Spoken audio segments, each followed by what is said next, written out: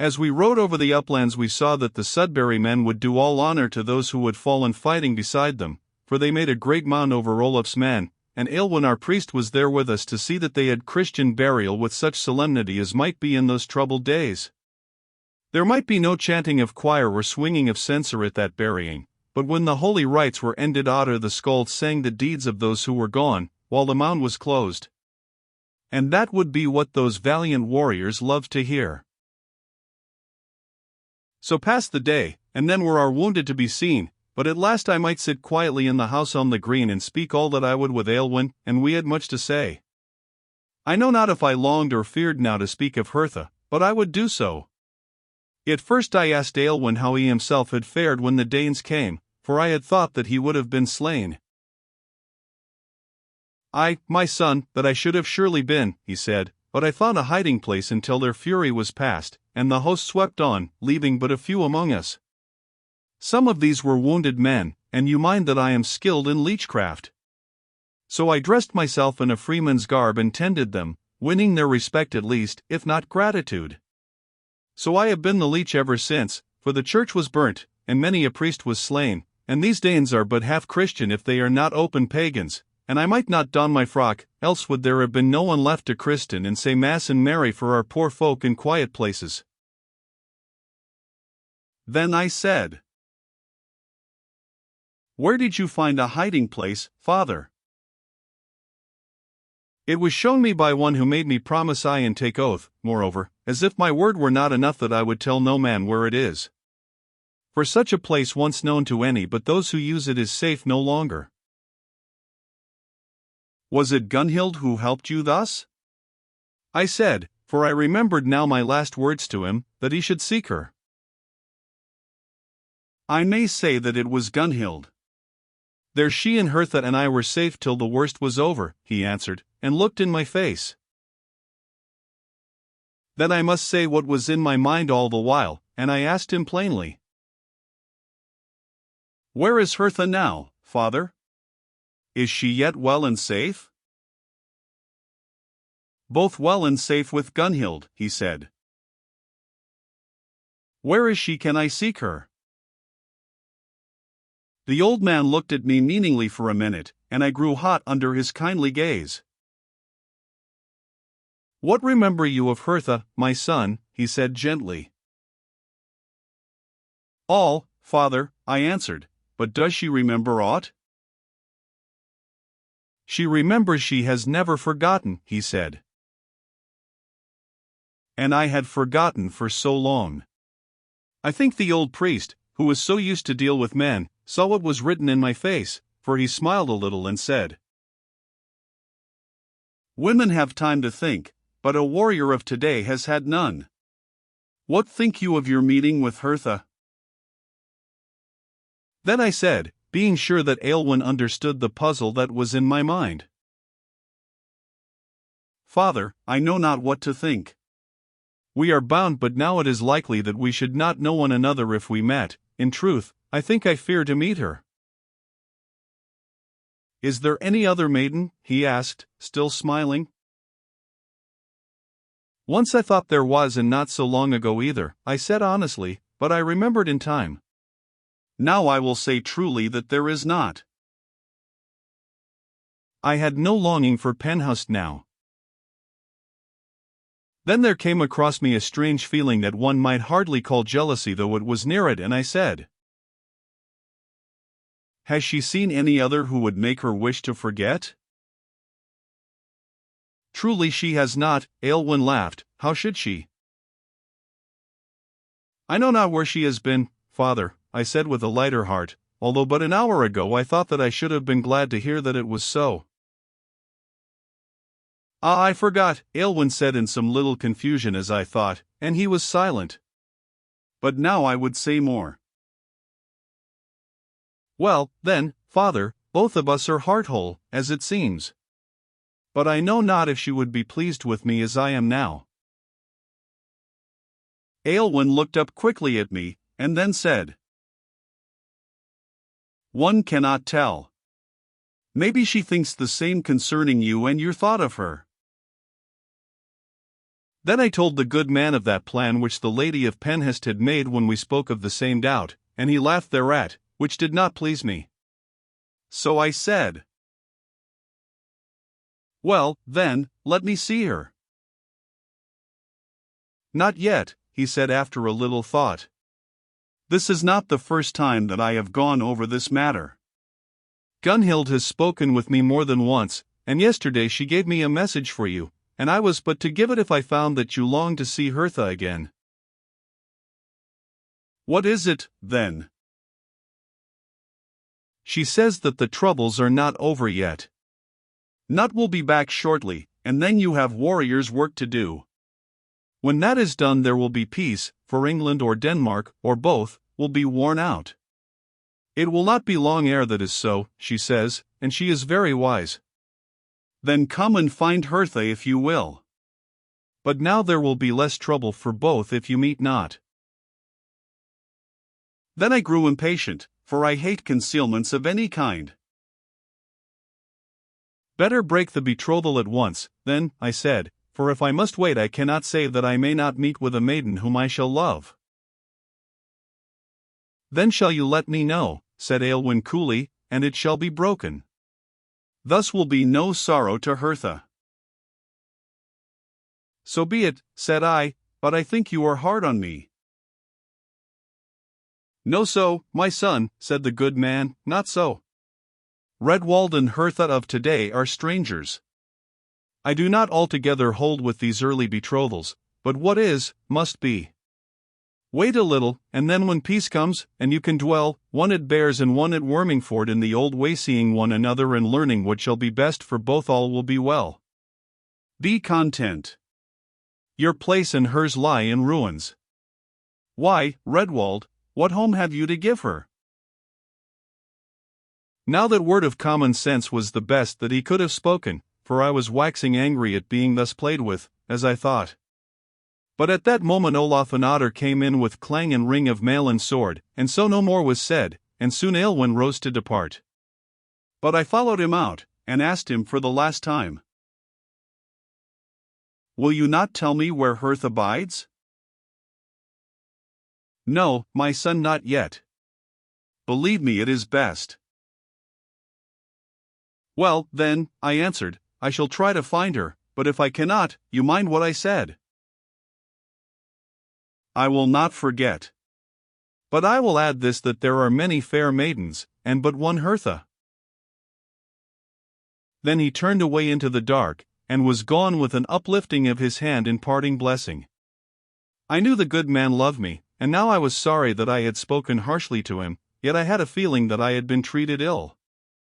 Maybe that was foolish, but one acts on foolish thoughts often enough. There was a man sitting on the settle in the porch of the house as I turned back. I had not noticed him as we came out.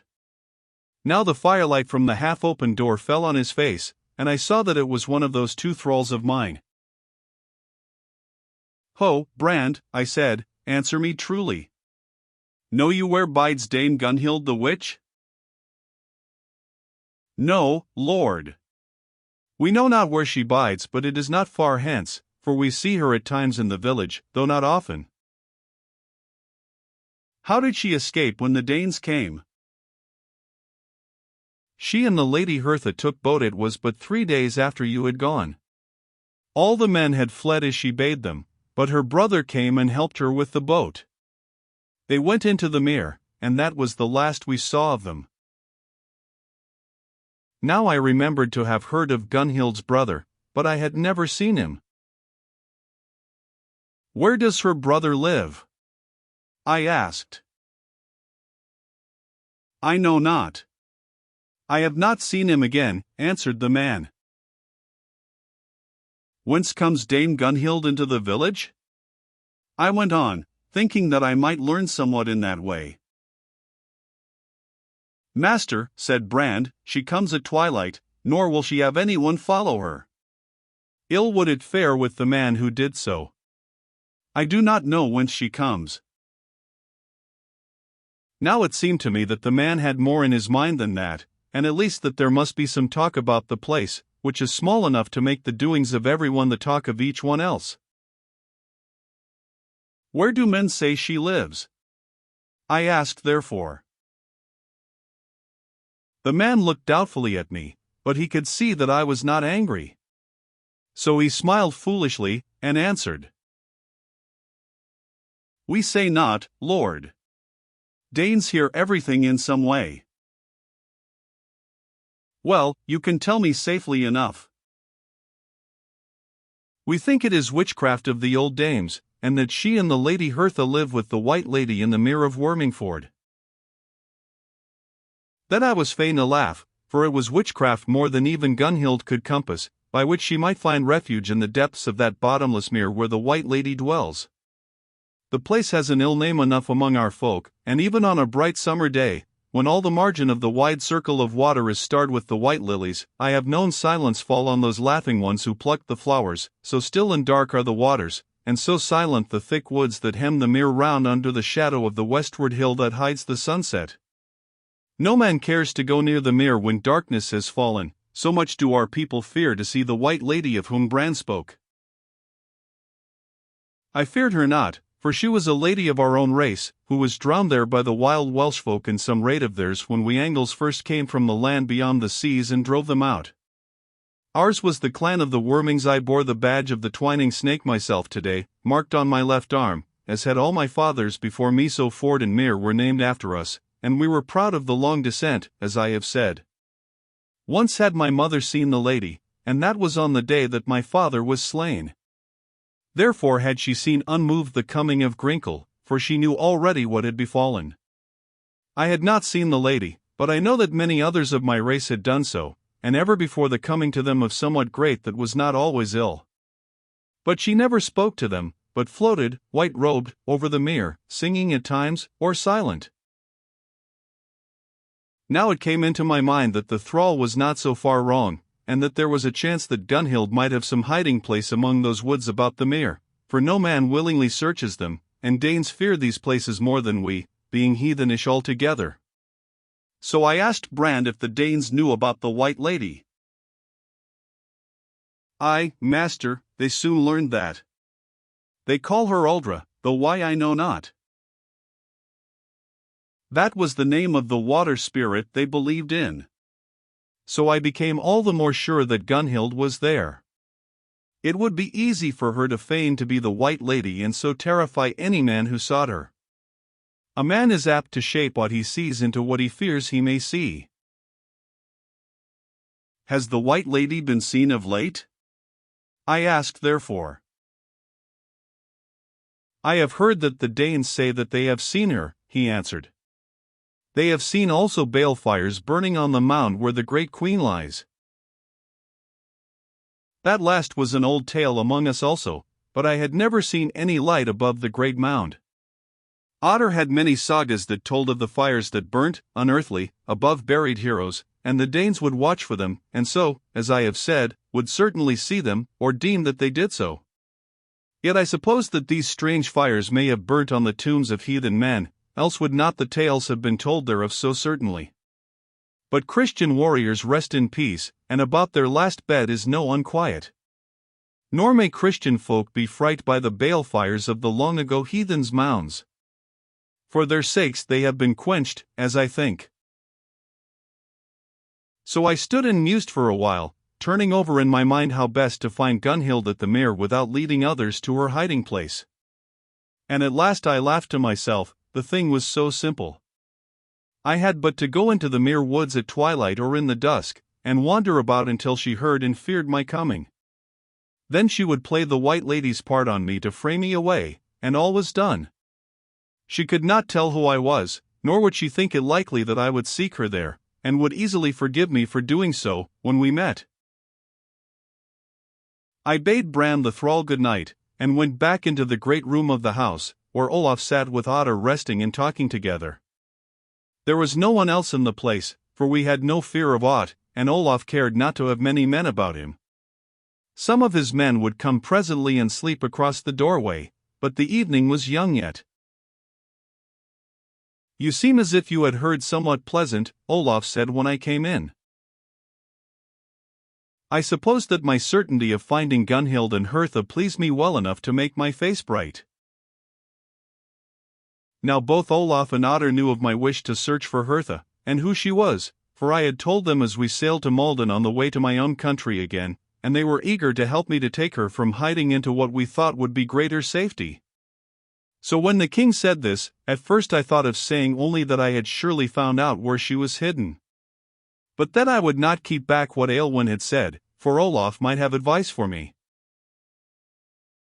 Therefore I sat down and told them all the story of my talks with the priest and the thrall, adding that I was the more sure that Gunhild was hard by, because Aylwin had said that it was but yesterday she had given him the message for me. Then Olaf said, "Cousin, I think these two old folk are right. Better wait for peace, as they say." "It is not so sure that Nut will come back," I said. "Is it not?" said Olaf. "Why, seeing that he has left his host of Thingmen in the towns, and we had Thorkel's foster brother to fight but the other day, and that these Danes do not yield at once and so gain peace and hold what they have, but will rather fight than own Ethelred, I think that none can well doubt that word has gone round the Danes in the kingdom that he will return, and that they need not fear to hold out till he comes. Then the last doubt of trouble to come passed from me, for it was plain that these Thingmen looked for help presently. But Olaf was thinking of my affairs again. "For years is overlong for anyone to play ghost on a whole countryside," he said laughing. "I cannot think that Gunhild, even if she be a witch, can have bided in sight of the village all this time without being found." "No man dares go near the place," I said. "Well, whence has she her food unless from the village?" "I think she cannot be so near," he replied, and there was reason in his question. I was cast down at this, for I had made so sure that I had found out the secret that was so carefully kept from me. When there is mystery made, which is, or seems, needless, there is pleasure and a feeling of mastery in finding it out unaided, and I was losing that.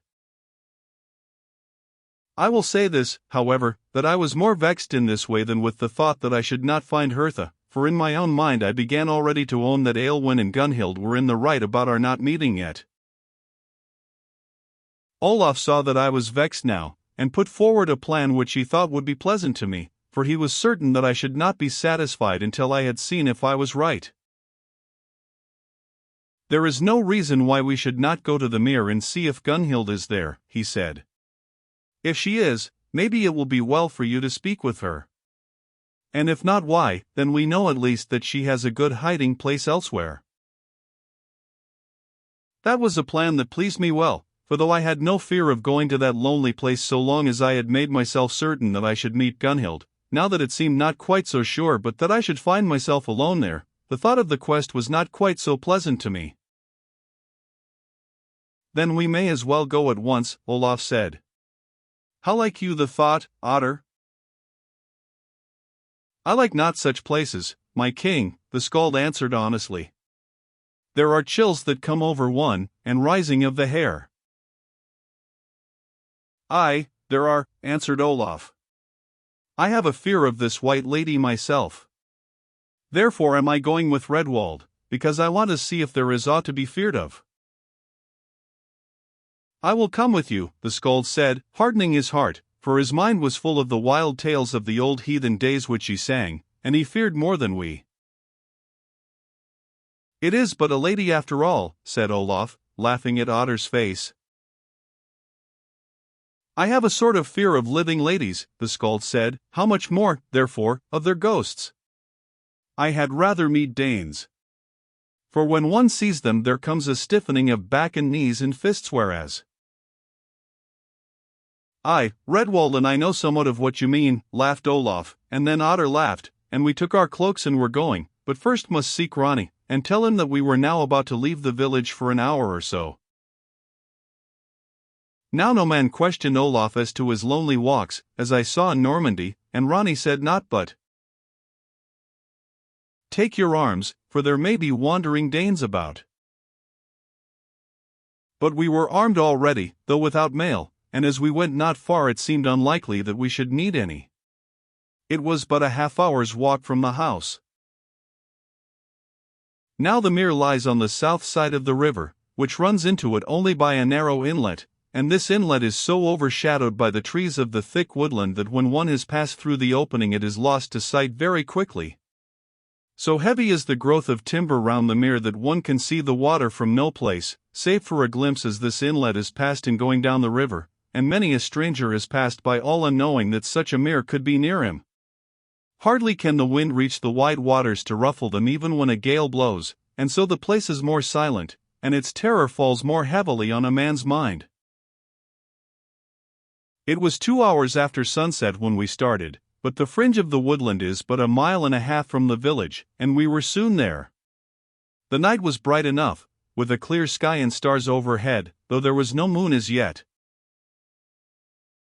As we went, Olaf was very cheerful, and railed pleasantly at Otter for his fears, while I said little, not knowing if I wanted to find Gunhild or not. But Otter would not pretend to be braver than he felt, having no shame and fear of things other than earthly, a matter wherein I think that he was right. "Why," said the king, "if Dame Gunhild tries to fray us, do you but turn that cloak of yours inside out, and you will frighten her for a chance that the Skald's red cloak had a white woolen lining, whereof he was somewhat proud, being a lover of bright dress."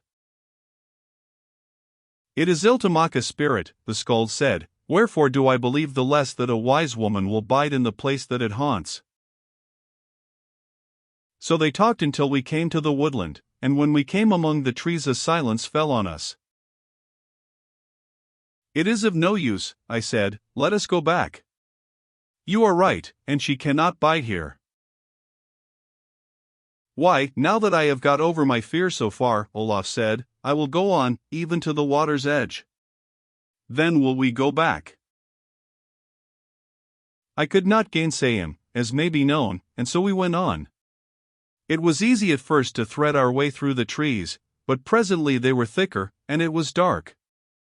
There was no wind moving in the boughs overhead, and there is no denying that the silence of that deserted place weighed heavily on us all.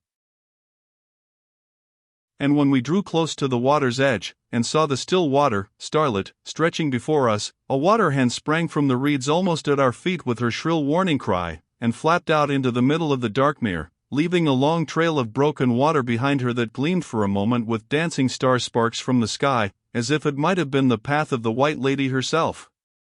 And from all round the lake came the answering cries of her mates, sounding weird and strange through the silent gloom. I heard Otter draw a deep breath, and we all three started, and stood still, as if turned to stone. "We have taken fright easily," said Olaf, as if angry with himself for being thus startled. "My heart beats like a hammer, and I will bide here till I can do better than that." Yet he spoke in a whisper, and I saw no reason to try to answer him if I could. Then he walked on, keeping to the right, where the ground is high, at the hill foot, but still skirting the water's edge. Then I saw something beside the reeds, and went aside to see what it was, and, as I thought, it was a canoe that some fisher had left. There was a paddle still in it, and a bow net set on hoops, such as we were wont to use for eels and tench. Here is how Gunhild might find food, I thought, but it was not likely. Otter stood and looked into it with me, but the king had walked on. Now it grew darker as we followed him, and Otter tripped and fell, and I lost him, though I could hear him close behind me as he broke a branch now and then in passing. The king stayed in a clear place that I remembered well. Great trees stood round, and it was pleasant to sit there and look out over the water on a summer's noonday. "Where is Otter?" he said, when I stood by him. "Close behind me." "I heard him even now," I answered. "Let us go back, my king. There is not here." "Aye, we will go back now," he said. "But Otter is before me." "Listen," I said, "the Skald is behind us. I lost him in the dark." "Nay, but I heard him in front of me even as you came," the king said. And when we stood still we could hear the Skald where I thought, but also we heard footsteps and breaking branches before us. We could see anything that was not in shadow pretty plainly, and now Olaf whispered to me. "Someone is forward, and coming nearer. Get your sword loose." At that there came a cry like the moorhens from the thicket before us, and in a moment, with a great shout and crashing, there broke out on us many men, and I was down and held fast before I could draw on them. I saw Olaf draw the long dagger that hung ready to his right hand, and smite backwards over his shoulder in the face of a man who was pinioning him from behind, and the man shrieked and reeled backward into the bushes, hands to face. And then Olaf cried, "We are beset," and was borne down. Then the men tied us roughly with belts, and stood round us. I looked every moment to see the rush of Otter into the midst, sword in hand, and saw that it would go hard with him, for all the men were armed, and some wore mail that rattled as they moved. But he came not, and I wondered if he too were taken, or if he had turned craven and had fled, a thought that I put from me as sorely wronging the brave skald, and then wondered how long it would take him to reach the nearest outpost of our men and come to rescue us. But now one was hammering flint on steel and making a fire in haste that he might see who they had caught. And when it blazed up I saw that the men were Danes. No doubt they were strangers to the place, men who had wandered here from the Levenheath woods after the battle, for no Dane who came from close at hand would have dared to shelter in this place. There were 14 of them in all. "Ho," said one who seemed to take the lead, "we have trapped some gay birds. Now, who might you be?" He spoke to Olaf, who answered nothing. So the man turned to me with the same question. But I followed the king's plan and made no answer. Whereat the man kicked me, saying, "Answer, you Norway rat." I ground my teeth with rage, and said nothing. "Fetch the English churl, and ask him if he knows who these are," said the Dane. "Then shall we see if this is a question of drowning or ransom." 2 of the men went back into the woods, and presently returned, dragging with them my thrall Brand, whose teeth chattered with terror, more of the place than of the Danes as it seemed, for he kept his eyes on the mere. When he saw me I shook my head ever so little in token that he should not own us. If Olaf thought best we could do that for ourselves. Then they cuffed the poor thrall, and asked him if he knew us, and for answer he did but point out over the mere, whose waters looked black as ink beyond the fire-lit circle of trees and shore. "Let us go hence, Lord Danes," he said trembling, "then will I say what I can. The lady is wroth with men who come here at night." "We care for no ladies," said the leading Dane. "What are you feared of?" "The white lady who dwells in the mere. To look on her in her wrath is death," Brand said, and one might well see that his terror was real. The Danes looked on one another, and there were white faces among them. Then, as luck would have it, one said, "This must be the mere of which I have heard strange tales. Let us go," and he began to edge away towards the fire. Then the leader said, "Let us find out if these men are worth taking with us," and he came and questioned us again, and again we answered not. "I will make you speak," he said savagely. "Take them up and make ready to cast them into the water." Now I wondered where Otter was. Surely he must be back with more men soon. "Throw them in, and let us be going," said one or two, for they had been asking Brand many questions, and now were eager to leave the place and its terrors. So one brawny Dane took my feet and another my shoulders and began to lift me, while I could not so much as struggle, so tightly was I bound. "Hold," said the leader. "Will you throw away a sword like that?" It was certain now that they were in haste, for they had forgotten to strip me in their wish to have done. They set me down again, and that was the saving of us. For even as they loosed their grip on me, one who stood near the water cried out in a sharp voice. "Listen, what is that?" And they all stayed motionless as had we when the bird scared us. There was a sound of wondrously sweet singing from away across the mere. Such a voice it was as I had never heard before, neither like the singing of man or woman, nor had the song words that I could catch. The Danes forgot us as they heard that, and huddled together in twos and threes, looking out to whence the sound came. As for Bran the thrall, he fell on his knees and hid his face against a tree trunk, crying faintly, "It is the White Lady." So too thought I, and now I will not say that I feared her, for she was of my own race, and maybe she came to my help.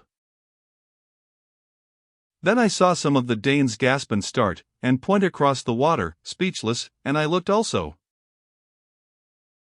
Plain enough in the firelight stood a tall white figure on the water of the mere, coming slowly towards us, and singing the while that wondrous song. And ever as it drew nearer the song grew wilder, and the long white-robed arm pointed towards us. Then the thrall leapt up and yelled, and fled into the dark wood. And that was enough for the Danes. They gave not another thought to us, but cried out in mortal terror and fled also, tripping and crashing through the underwood as they went, while the song of the White Lady grew louder, and she still neared us. Then, still singing, her pace quickened, and suddenly I saw that she came in no magic wise, but in the fisher's canoe which I had seen. And then the bows touched the shore, while with a wholesome clank of sword, and throwing back his long white cloak, Otter the Skald leapt ashore and came to us, dagger in hand, and cut our bonds. "Into the boat, Lord Kingquick," he said. "We shall be safe there." Dazed and stiff I was, but I rose and followed Olaf. Then Otter pushed off, and we shot out towards the midst of the mere into safety. Then the king stared at me and at Otter for a moment in amazement, and then laughed until the woods rang again, and I and the Skald were fain to join him. Never had I heard such sounds before in that haunted place. "Now, Otter," he said, when he could speak again, "never say more that you fear troll, or nix, or ghost, for you have done what you told me but half an hour ago was most unwise." "I needs must do somewhat, Lord King," said Otter gravely, "and it came into my mind that these Danes would be as badly scared as should I have been had I met Gunhild, and methought that Redwald's lady would forgive me for his sake." "Aye, surely," I said. Then was it fancy, or a vision wrought on me by long looking at Otter as he came across the red track of the firelight on the water, still dimpled by the boat, glided the white form of no earthly maiden, and was gone. I saw it and said naught. Otter sat in the stern facing us, and his eyes were away from the fire, and Olaf was beside me, and I thought that he started. Then Otter said, "Can we go back by water, Redwald? It would be safer." I showed him the channel which leads to the river, and he took the paddle with which he had so deftly sculled the boat across the mere, and as we left the overhanging trees and saw the faint glow of the rising moon across the open river we breathed more freely, and were safe. Surely had it not been for the Skald's ready wit both Olaf and I had been lying even now in the dark mere. For it would have been death to us all three had Otter tried to rescue us sword in hand. It is his saying that he was so frozen with fear at first until he knew we had met with mortals only that he stood still and helpless, listening. Then came to him the thought of what to do, when he heard the talk of either ransom or drowning and knew that we were not slain. So even as Olaf had bidden him in jest, he had turned his cloak and had saved us. But Otter the Skald's courage and craft are well known, and I have other thoughts concerning his fear. But I know this, that never again could he find that strange and sweet voice that had come to him in the need of his master. Bran the thrall cowered in the house porch when we returned, and he was pale as a sheet, while his knees trembled even yet. We took him in and gave him wine and meat, and then asked him how the Danes got hold of him. "Master," he said, "they caught me but a little while after I had left you as I set snares for rabbits on the hill. I let them come to me, thinking them some of the king's men who are kindly. Then they said they needed a guide through the country to the sea, and kept me with them. Then Olaf said to him, "No ill will come of this seeing of the White Lady, for she came to save Redwald your lord. You may sleep in peace therefore, but it would be unlucky to say that you saw her." Then the man said that he would not speak of the matter, and it was plain that he dared not do so. But he went away cheerfully enough, with his mind at rest from its fears. "It would be ill luck for me if Ronny heard of this," said Olaf, looking ruefully at us, for we cannot deny that he warned us. "My foster father loves raiding a king now and then, though it be only a small one like myself." So we said naught that night, and none asked where we had been. Now I slept next to Olaf, and in the night I woke with a new terror on me, and I put my hand on his and woke him. "My king," I whispered, "what if Gunhild and Hertha are indeed in the woods yonder? These Danes will have found them." The king was silent for a moment, for the fear that my guess as to their hiding place might be right came to him also before he gave the matter thought.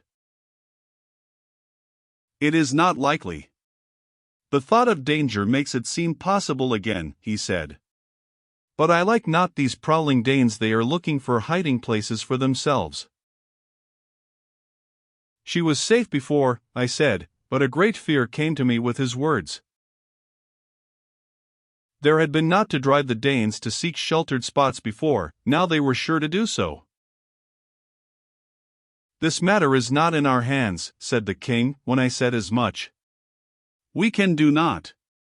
Pray, therefore, and sleep again. I think that you need fear little." Then after a while he spoke once more. "Redwald, saw you out upon the mere while we sat in the canoe in its midst?" "Aye, my king," I answered, knowing what he meant. "I saw her also," he said. So it had been no fancy of mine, but the White Lady of our house had indeed passed before my eyes. I began to wonder if this portended aught to me, but soon I thought that it did not, for the like peril in which I had been, and even then had hardly escaped from, had not befallen any of my kin, as I was in peril at her own place, which was a new thing. So I judged that she showed her thought of us only. In the morning matters fell out so that we had never need to say what danger we had run. For the men had seen Brand's plight, which was pitiful, after Danes and thickets had done their work on him, and told Olaf that the man had met with and escaped Danes from the mere woods. So with 20 men we searched those covers in broad daylight, and found no token of any dwellers in the place. Nor were any Danes left, save one, and that was the man whom Olaf had smitten, for he had died. The embers of the fire were near him, and on the bank lay the severed belts that had bound us. "These Danes have fought among themselves," said our men, and hove the body into the water. So the Dane lies there instead of Olaf the king and me, with the Welshmen whom my heathen forefathers cast into the black depths, in revenge for the death of the White Lady. Now when we came back to Bears there was a tired horse standing by the house door, and in the hall waited a messenger from Colchester, and he brought the news that we looked for and yet feared, so that we had hoped against hope that it would not come. A Frisian trader had put into the Colchester River, and he brought word that even now Nut might be taking the sea for England, for in all the western havens of Denmark was gathered such a mighty host and fleet that no man had ever known the like, and he had heard that the day for sailing would soon come. Then Olaf made no delay but rode to Colchester to see this shipmaster and speak with him, for he thought that he might find out from him what point on our coasts would be that at which Nut aimed first. So Gunhild and Olaf were right, and the little peace we had had was to end. Now would come the last struggle of English and Dane for mastery in our land, and in my heart I wished that we had such a king as Olaf Haraldsson. For it seemed to me that we were not ready, though we had had a year and more in which to prepare.